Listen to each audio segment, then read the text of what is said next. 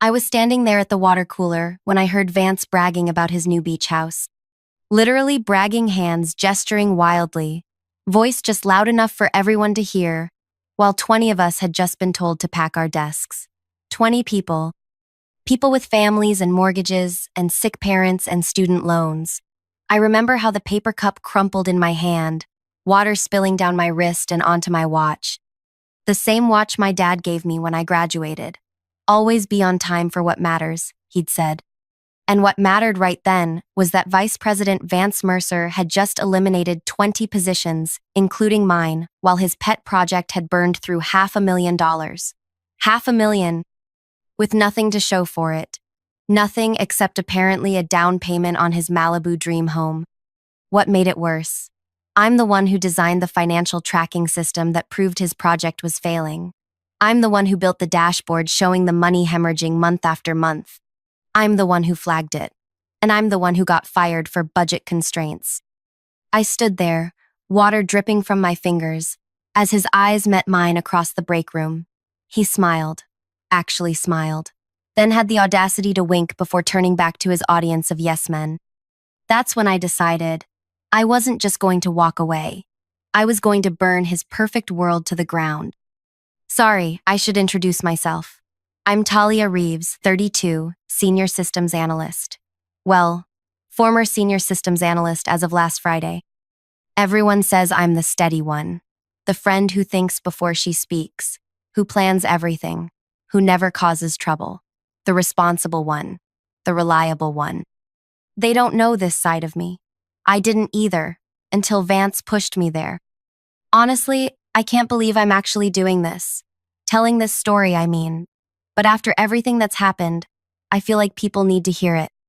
If you're watching this, wherever you are, drop a comment letting me know where you're from. I'm curious how far this story reaches. And if anything like this has happened to you, hit that like button and subscribe to our channel. Trust me, you'll want to see how this ends. I never wanted to work at that company. It was one of those mid-sized tech firms that pretended to be all about innovation and disruption, but was really just a boys' club with ping pong tables and kombucha on tap. I took the job because the pay was good and my mom's medical bills weren't paying themselves. From day one, Vance had his eye on me, not in a sexual harassment way. That would have been too obvious, too actionable. This was subtler. He'd call on me in meetings to explain my analysis, then interrupt halfway through. He'd take my ideas, repackage them, and present them as his own. Classic stuff, really. Death by 1,000 paper cuts.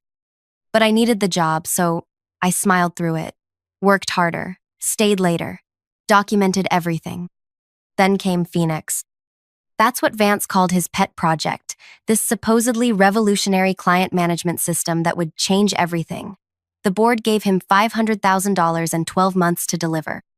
He assembled his dream team, all men, all from prestigious universities, all with the right connections.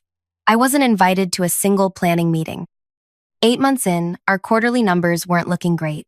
The CFO asked me to create a financial tracking system for all current projects. When I got to Phoenix, things didn't add up. Expenses were categorized weirdly. Deliverables were vague. Milestones kept shifting. I pulled an all-nighter mapping everything out. By morning, I had my answer. Phoenix was a disaster. At the current burn rate, they'd blow through the budget with nothing functional to show for it. I triple-checked my analysis, prepared my presentation, and scheduled a meeting with my direct supervisor, Lorelei. She listened carefully, looked at my charts, and sighed. This is concerning, Talia. Really concerning. I'll take it to Vance. 2 days later, she came to my desk, face pale. Vance says your analysis is flawed. He says you don't understand the complexities of Phoenix. Did you show him my dashboard? The numbers speak for themselves. She wouldn't meet my eyes. He's the VP, Talia. He has the board's confidence. That night, I made a decision. I started copying documents, screenshots, email trails. I set up an anonymous cloud account and uploaded everything. Every expense report, every missed deadline, every revised projection. I documented conversations, took notes after meetings. For 6 months, I built my case in secret, all while watching Phoenix crash and burn in slow motion. The company's stock started slipping. Whispers of budget cuts filled the hallways. That's when I discovered Vance's solution. Cut 20 positions from departments unrelated to Phoenix, claim it was part of a strategic restructuring, and use the freed-up salary budget to cover Phoenix's overruns. My position was on that list. So were 19 others. Mostly women, mostly people of color, mostly those who didn't play golf with Vance on Sundays. The announcement arrived on a Friday afternoon. At 3 o'clock, a company-wide email dropped into everyone's inbox, terse and cold. Then came the individual meetings with human resources. Mine was set for 4:15. I sat across from Heather from HR. She didn't say much, couldn't even meet my eyes.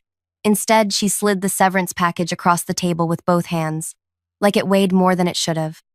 2 weeks' pay for every year of service, she said quietly, and a non-disclosure agreement. We'll need you to sign before receiving any benefits. I scanned the NDA. It was comprehensive. I couldn't discuss the terms of my separation. I couldn't disparage the company or its leadership. I couldn't reveal any proprietary information about internal projects, including Phoenix. What if I don't sign? I asked. Heather finally met my gaze.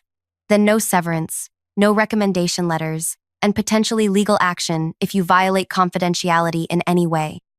I nodded, took the papers, and said I'd think about it over the weekend. Then I went to my desk, packed my plants and photos, while my now former colleagues awkwardly avoided eye contact. That's when I overheard Vance by the water cooler, talking about his beach house. That weekend, I didn't call my mom. I didn't tell my friends. I sat in my apartment surrounded by printouts, sticky notes, and my laptop, building the case that would destroy Vance Mercer. Monday morning, I should have been applying for jobs. Instead, I was outside board member Imani Washington's favorite coffee shop, not stalking researching. I knew from company events that she arrived every morning at 7:30 for her almond milk latte. I knew she sat at the corner table and spent 30 minutes reviewing her day before heading to her first meeting. I knew she was the only board member who had ever questioned Vance's methods. I ordered the same drink and approached her table. Ms. Washington, I'm Talia Reeves. Until Friday, I was senior systems analyst at the company. She looked up, confused but not dismissive. You were part of the layoffs. Yes. May I sit for just 2 minutes? Then I'll never bother you again. She gestured to the chair opposite her. I placed a sealed envelope on the table. Inside is a USB drive with documented evidence that Phoenix has burned through its entire budget with no viable product. There's also evidence that Vance Mercer deliberately misled the board about its progress and used the recent layoffs to cover the financial shortfall. Her expression didn't change, but her hand stopped halfway to her cup. I haven't signed the NDA, I continued. I'm not asking for my job back. I'm not asking for anything except that you look at the evidence. What you do with it afterward is your decision. She studied my face. Why are you doing this, Ms. Reeves?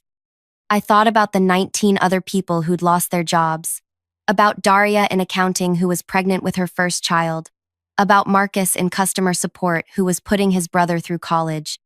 Because it's right, I said simply, and because someone like Vance Mercer shouldn't get to fail upward while the rest of us fall. I stood up to leave. She didn't touch the envelope.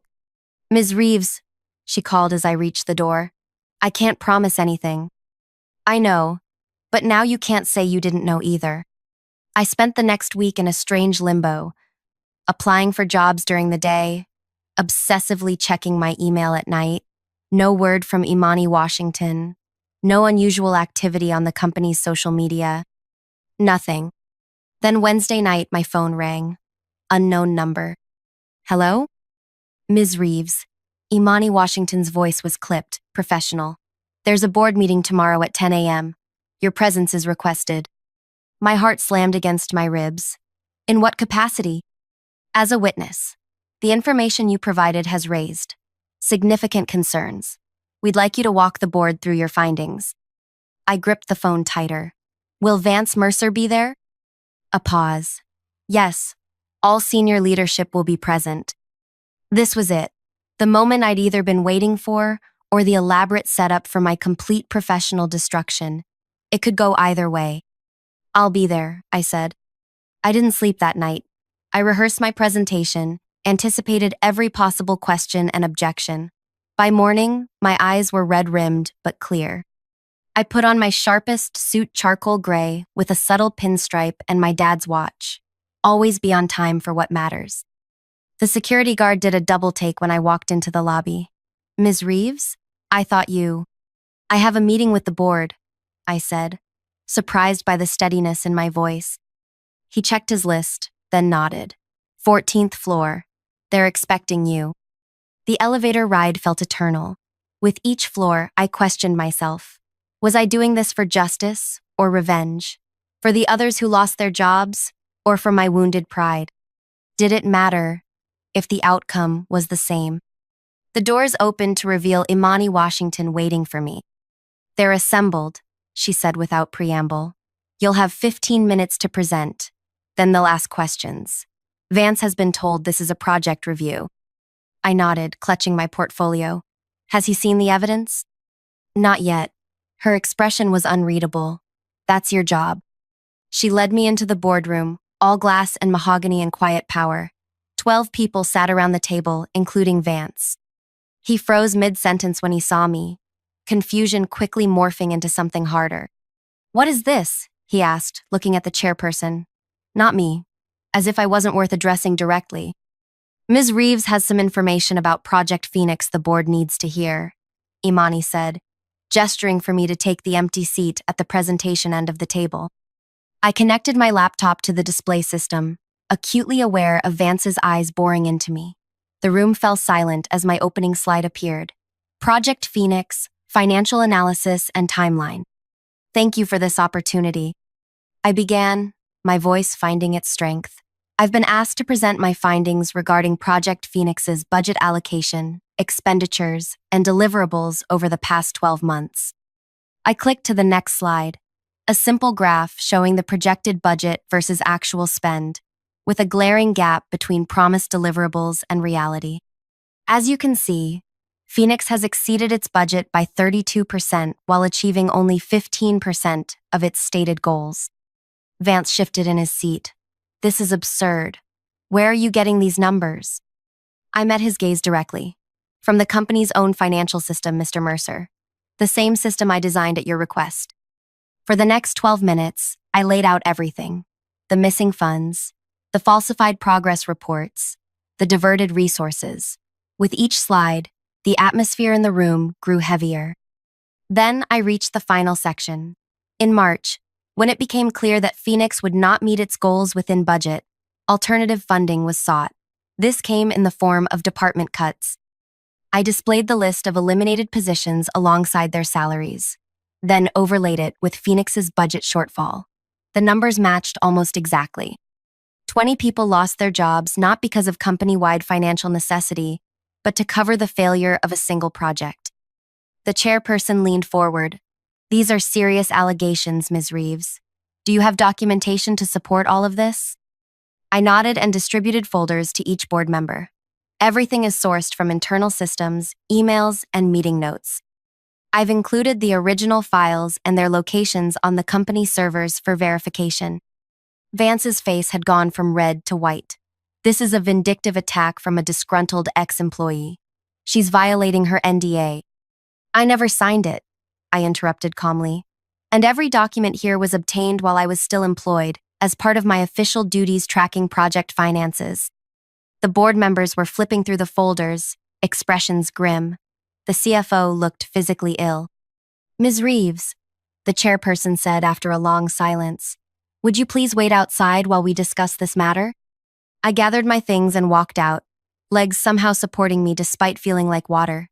In the anteroom, I sank into a chair and finally allowed myself to tremble. 45 minutes passed before the door opened again. Imani Washington gestured for me to return. The room had transformed. Vance was no longer seated at the table, but standing against the wall, his attorney beside him. Several board members wouldn't look at me. The chairperson cleared his throat. "Ms. Reeves, the board has reviewed your evidence and finds it compelling." We're initiating a formal investigation into Project Phoenix and the recent restructuring decisions. I nodded, waiting for more. Mr. Mercer has been placed on administrative leave pending the outcome of this investigation. He hesitated. We owe you our gratitude for bringing this to our attention. Vance made a choked sound. His attorney whispered something to him. What about the people who lost their jobs? I asked, not ready to accept gratitude when 19 others were still unemployed. The chairperson and CFO exchanged glances. That will be part of our review, the CFO said carefully. If positions were eliminated improperly, we'll need to address that. Not good enough. Not nearly good enough. I have one more thing to show you, I said, pulling a final document from my portfolio.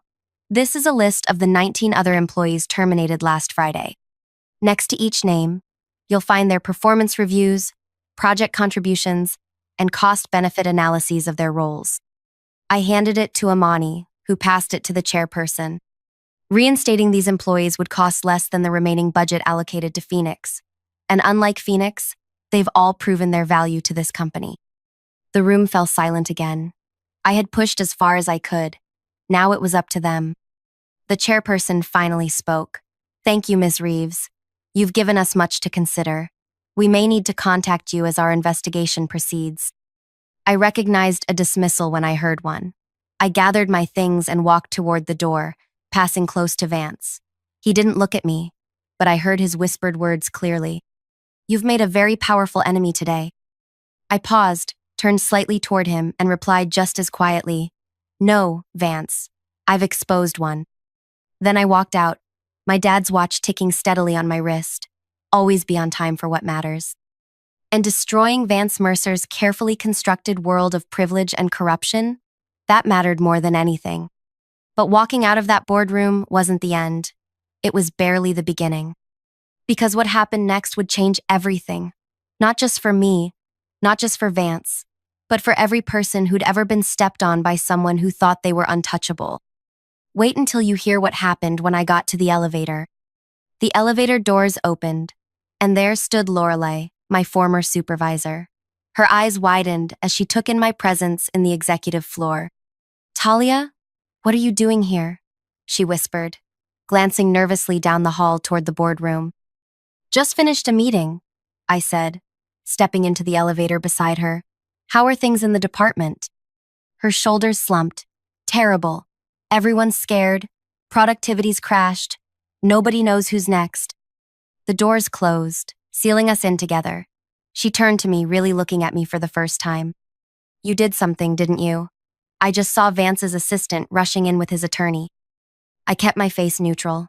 I showed the board the truth about Phoenix and the layoffs. She grabbed my arm, her fingers digging in. Talia, do you have any idea what you've done? Vance has friends everywhere. Board members, executives at other companies, investors. He's been in this industry for 20 years. You've been in it for what? 5? He'll destroy you. I gently removed her hand.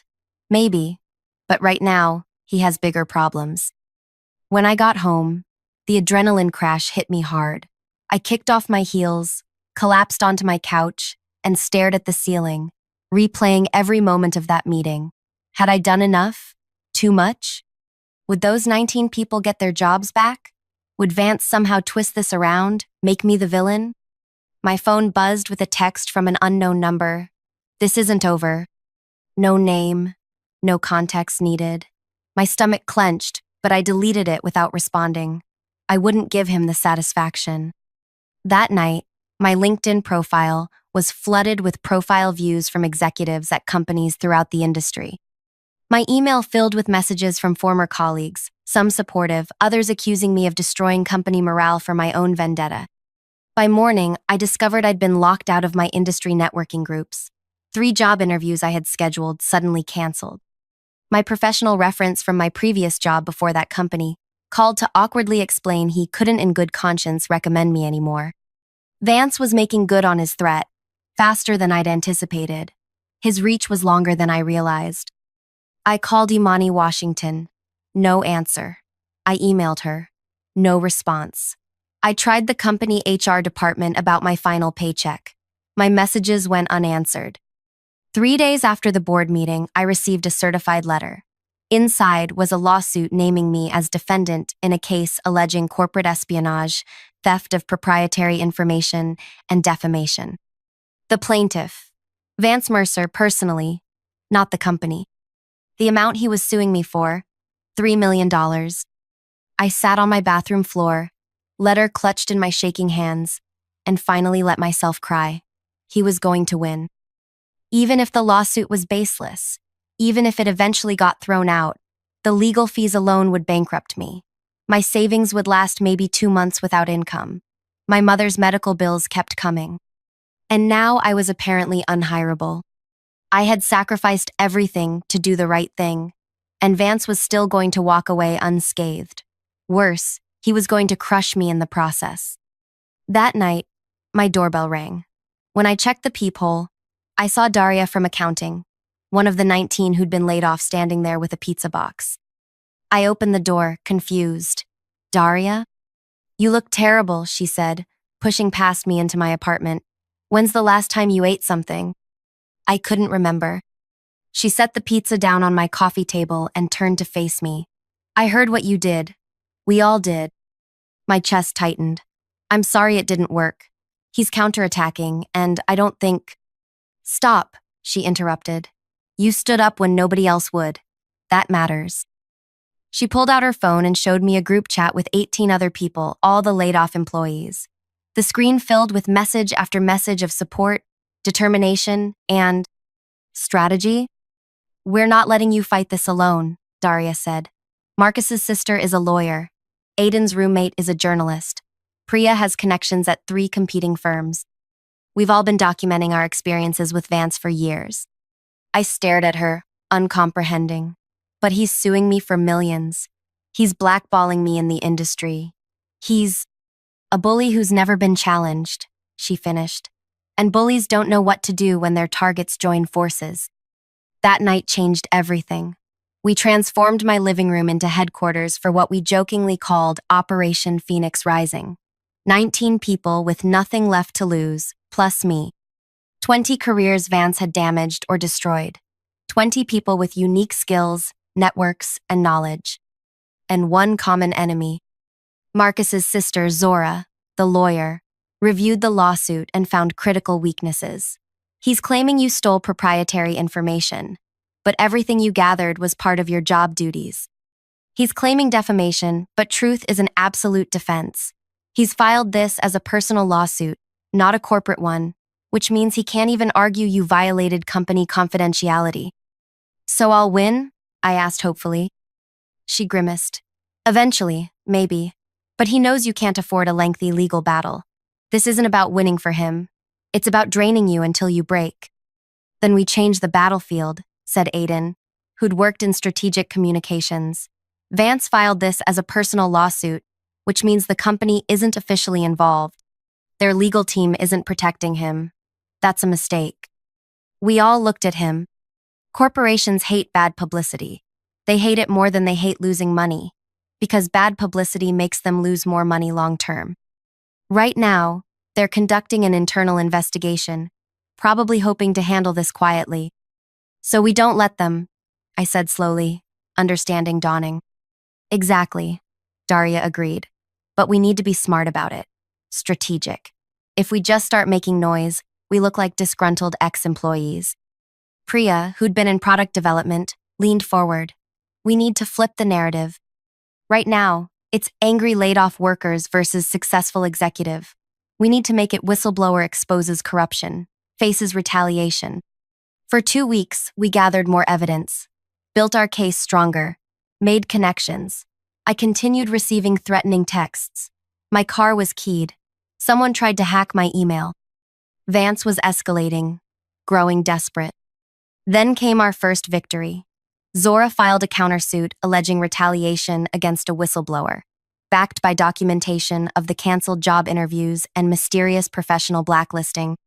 The judge granted a temporary restraining order preventing Vance from contacting me or interfering with my employment prospects. The same day, Aiden's roommate published the first article about the situation in a respected industry blog. The headline, Whistleblower faces multi-million-dollar lawsuit after exposing mismanaged project that led to layoffs. The article didn't name names or companies, careful to avoid any legal issues, but included enough details that industry insiders would recognize the players. It ended with a pointed question. In an era when tech companies claim to value transparency and accountability, what message does it send when those who provide that transparency face personal ruin? The piece went viral within industry circles.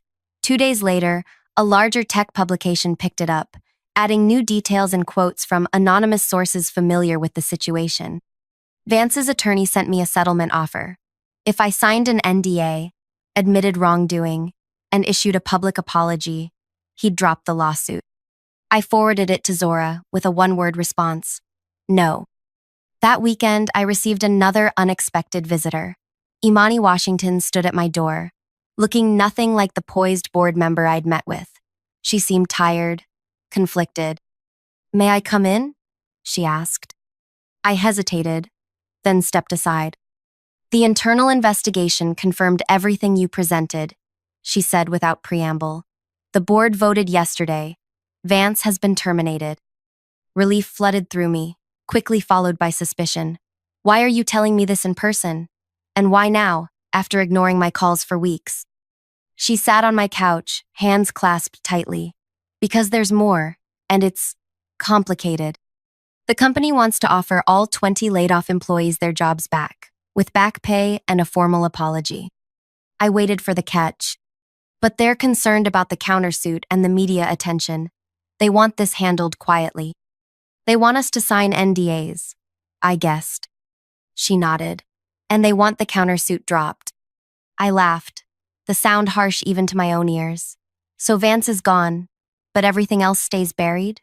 The corruption, the mismanagement, the way he targeted specific people for layoffs? All swept under the rug so the company's stock doesn't take a hit? It's a generous offer, Talia." "It's not about money." I stood up, suddenly angry. "It's about accountability. 20 people had their lives upended.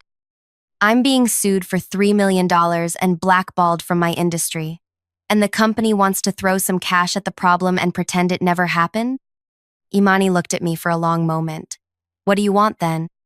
That was the question, wasn't it? What did I actually want? Justice, yes. Accountability, absolutely. But something else too: insurance that this couldn't happen again. To anyone. "I want structural change," I said finally. "I want the company to implement new project oversight protocols so no executive can hide failures behind layoffs again. I want an external audit of all executive-led projects from the past 3 years. I want diverse hiring panels and transparent promotion criteria." I took a breath, then continued. "I want a company-wide commitment that whistleblowers will be protected, not punished. And I want Vance's personal lawsuit against me dropped. Not settled, dropped." Imani stared at me.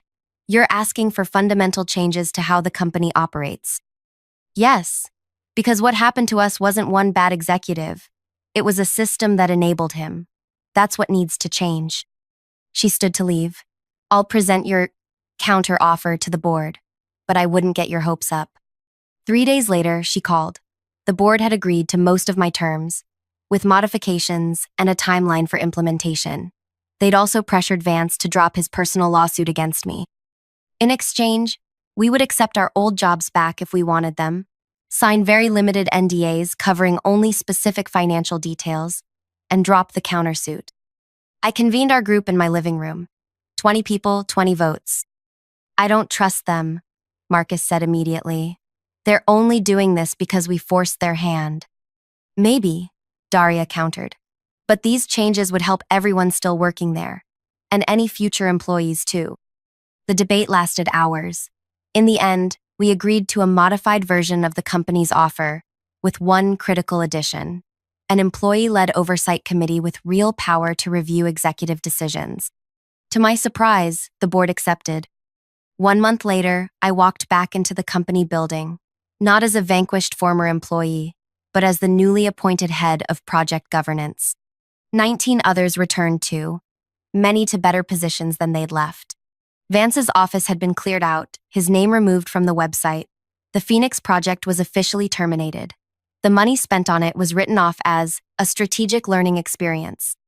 But the real victory came 6 months later, when the first executive-led project came under review by our new oversight committee. The VP presenting looked nervous as we dissected his budget, timeline, and contingency plans. "This all looks in order," I said finally, "but I have concerns about your staffing allocations. You've assigned junior team members to critical path tasks without senior support." He started to argue, then stopped, reconsidering. "You're right. I'll restructure the team assignments." That moment watching an executive actually listen, actually change course based on feedback felt better than any revenge fantasy I'd ever had. As for Vance, last I heard, he was struggling to find a new executive position. Turns out, companies are hesitant to hire someone with his particular history. His LinkedIn still lists him as executive consultant, but industry gossip says he's basically unhireable at his former level. His precious beach house was put on the market 3 months ago. I still have moments of anger when I think about what he put us through, but mostly, I feel something unexpected: gratitude. His actions forced me to discover a strength I never knew I had. To build alliances I wouldn't have otherwise formed. To create real, lasting change instead of just getting by. Sometimes the best revenge isn't destroying your enemy. It's building something better from the ashes they left behind. That's the thing about people like Vance. They're so focused on protecting their power that they never see the real threat. People who care more about doing what's right than about winning. People who work together instead of tearing each other down. People who understand that real strength comes from lifting others up, not pushing them aside. Do I miss the person I was before all this? The quiet systems analyst who never caused trouble? Sometimes. That life was certainly easier, but this one matters more. If you're watching this and you're facing your own Vance Mercer, someone who seems untouchable, who's built a fortress of power and connections around themselves, remember this: no one is actually untouchable. Systems can change. Power can shift. The key is finding your people, the ones who will stand with you when it matters. And sometimes, the person you need to become to fight that battle is exactly the person you were always meant to be. That's it. That's my story. If it resonated with you at all, please hit that like button and subscribe to our channel. I'd love to know where you're watching from, and if you've ever had to stand up against someone who seemed too powerful to challenge, drop a comment below. Your story might help someone else find their courage. Because that's how change happens. One story, one person, one moment of courage at a time. And trust me, it's worth it, even when it's hard, especially when it's hard.